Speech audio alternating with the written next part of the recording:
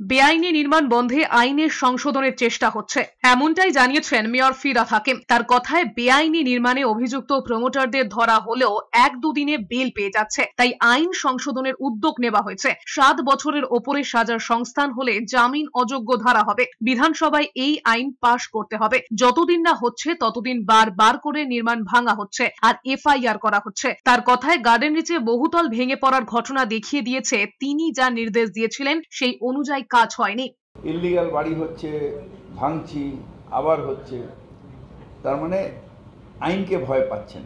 সেখানে আমরা এখন একটা অ্যাক্ট অ্যামেন্ড করতে দিয়েছি। অ্যাসেম্বলিগুলো তো চলে এই কারণেই যাতে আমাদের যখন যখন নতুন নতুন কোনো সমস্যা আসে সেটাকে যাতে সমাধান করতে হয়, সেই জন্য অ্যাসেম্বলিতে রোজই অ্যামেন্ডমেন্ট আসে, নতুন অ্যাক্ট আসে।